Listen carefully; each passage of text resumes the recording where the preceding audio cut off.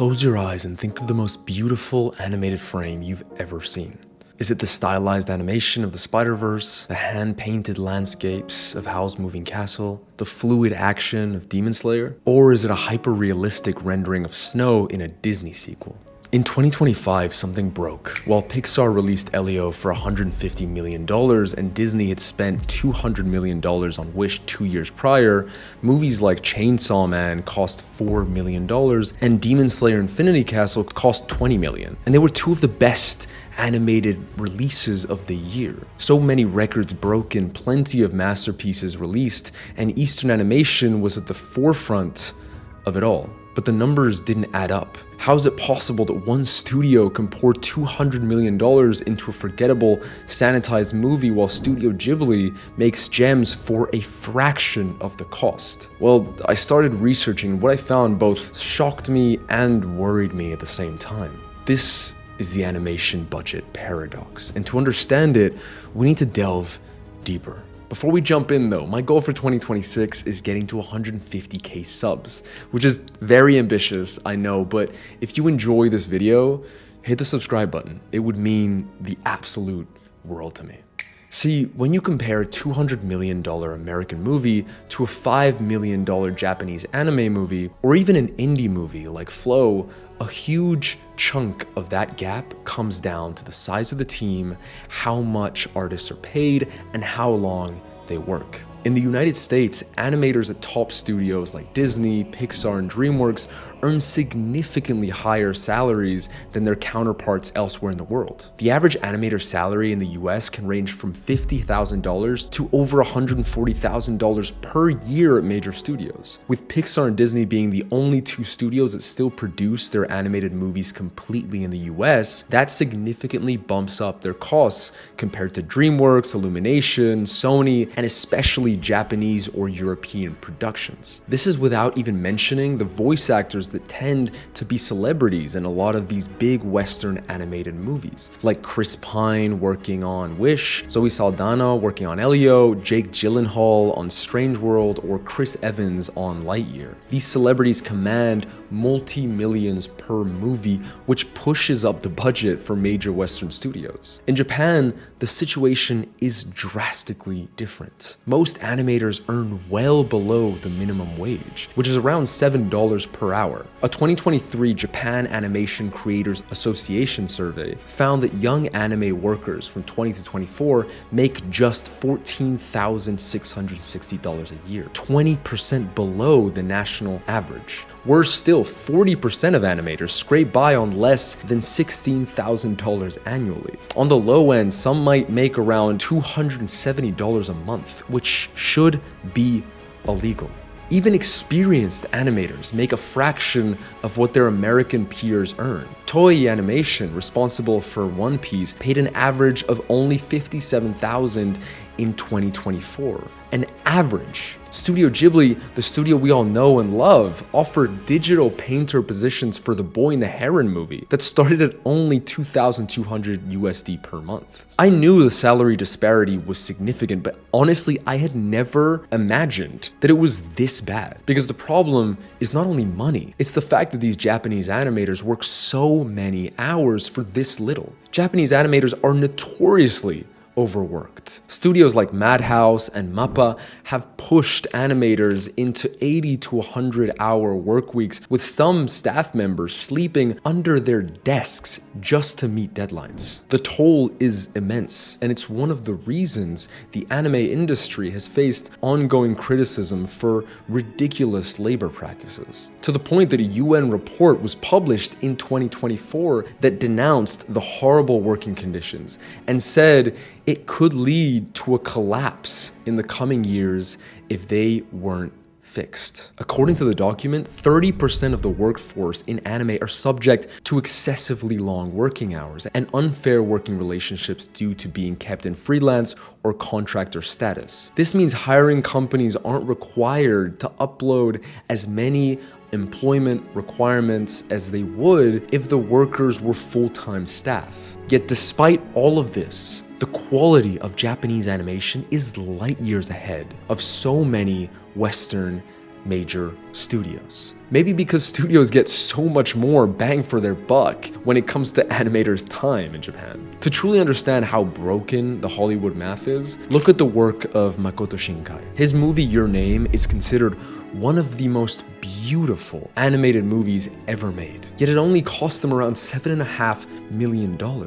For the price of one Disney Wish, you could have funded 26 movies with the stunning visuals of Your Name. Even with better salaries, this movie would still be tens of millions of dollars cheaper than a Disney or Pixar movie. Shinkai proves that you don't need a massive budget to make an audience gasp at a sunset. You just need a singular, obsessive vision for color and composition. Another example is the Demon Slayer movie that came out last year. Infinity Castle was one of the most beautifully animated movies we've gotten. Yet the budget of the movie is only $20 million, which for any big Western studio is peanuts. Yet the action, fluidity of animation, cinematography, voice acting, they were all astounding. Compare that to Lightyear, $200 million.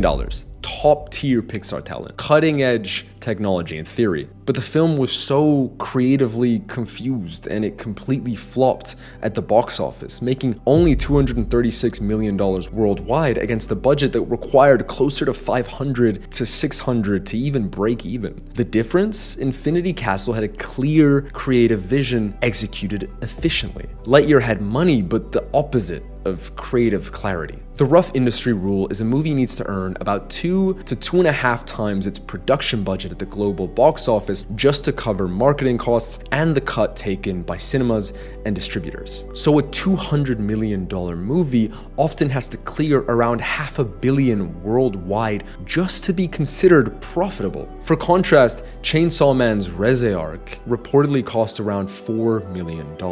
And its break-even point at the box office is around 15 million worldwide. This is the problem with major Western studios. One movie has to clear $500 million just to survive. The other is profitable at under 20 million. Yet the more expensive one is seldom a better movie. This isn't just true for Japanese animation. US studios are known to sometimes, and very often actually, outsource animation to Europe because it's notoriously cheaper. Nevertheless, there are some amazing, cheap European animated movies. Flea, Flow, Loving Vincent, Robot Dreams, and then there's Cartoon Saloon, the Irish studio behind The Secret of Kells, Song of the Sea, and Wolfwalkers. All movies nominated for Best Animated Feature at the Oscars. Song of the Sea was made for only $7.5 million and is considered one of the most beautiful hand-drawn films of the 2010s. Wolfwalkers, made for around $10 to $11 million,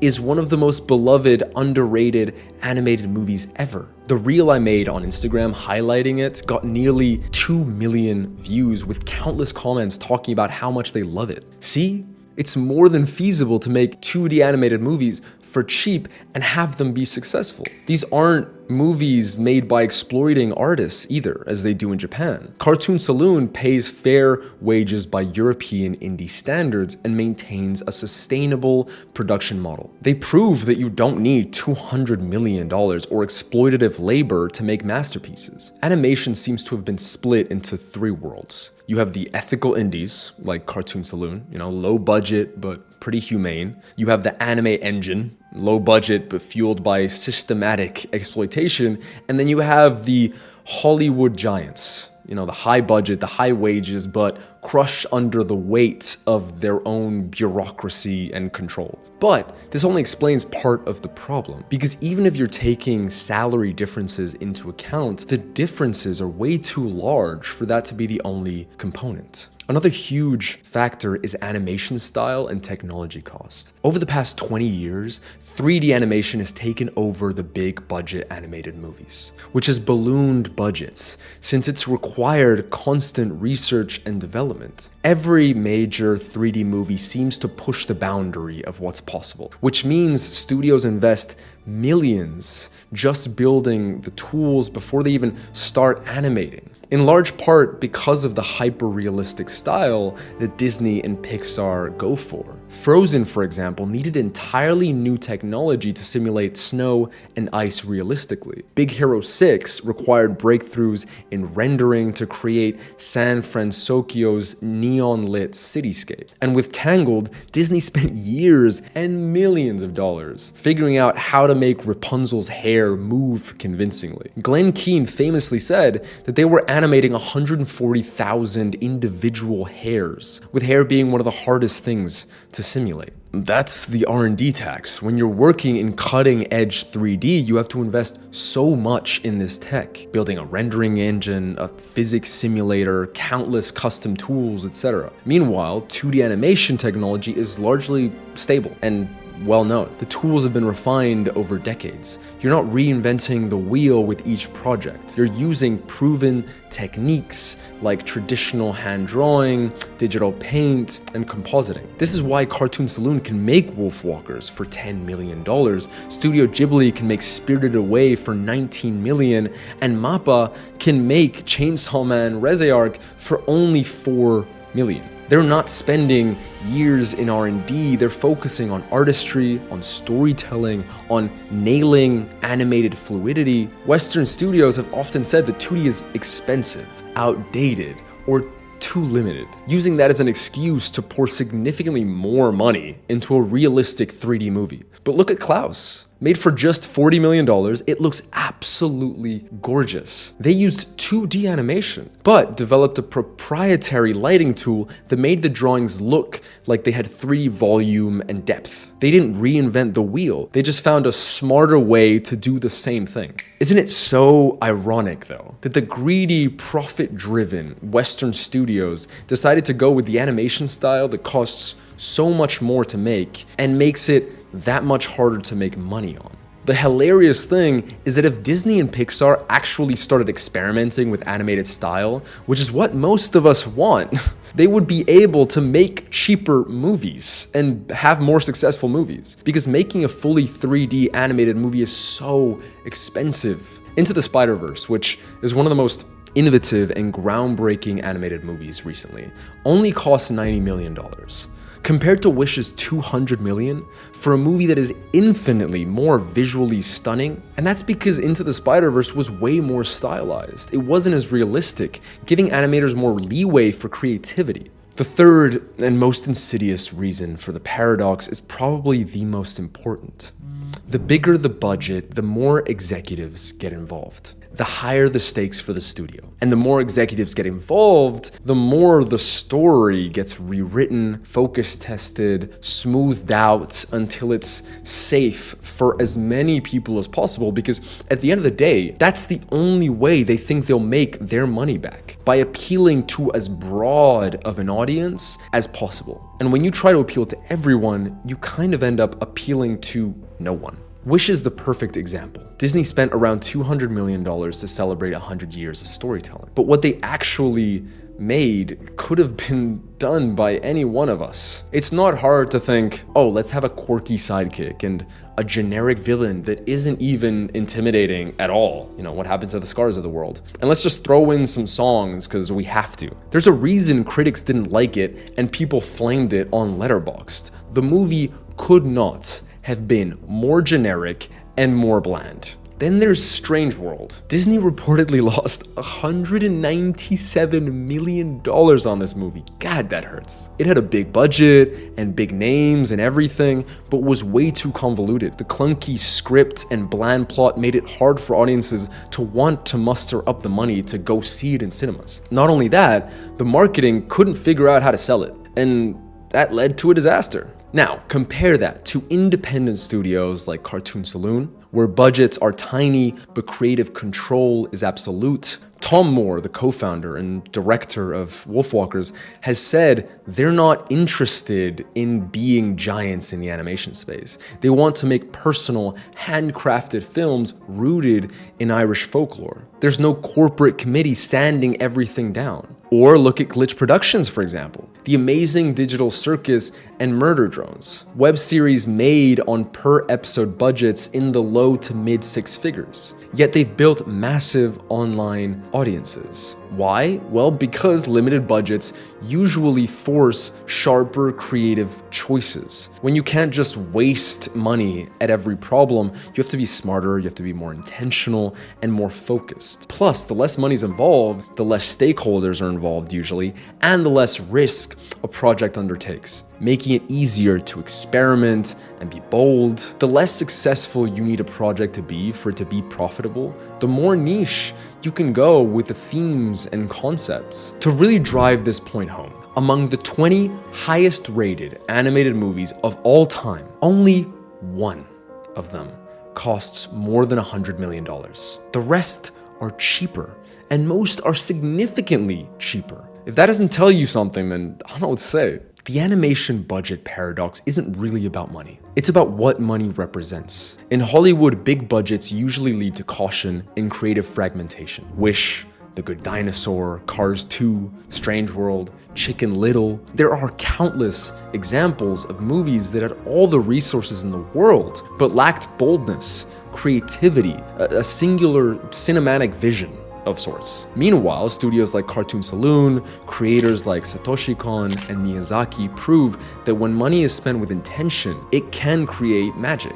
Now, none of this means that expensive movies can't be great. Coco is expensive, Inside Out is expensive, Zootopia is expensive, even Spider-Verse. They all had substantial budgets and used them brilliantly. The difference is that those movies had very clear visions from the start. The money served the story, not the other way around. If Western studios could cut costs just a little bit more and drop their budgets, the risk with each movie would be so much lower, giving them the freedom to experiment a bit more with style, theme, tone, without degrading the quality, which would lead to more successful movies. That being said, the ridiculously low anime budgets need to go up by providing higher wages and better working conditions for animators, because the way Japanese studios work right now is ridiculously unsustainable and fucked up. So if there's one thing the paradox has taught me, it's this. Greatness in animation has never been about how much you spend. Because at the end of the day, we don't fall in love with the budget, we fall in love with the soul of a project. It's clear what we all want more of. We want more rough edges, we want more imperfections, we want more authenticity and creativity, more passion shining through. I just hope that some of these legacy studios start realizing that.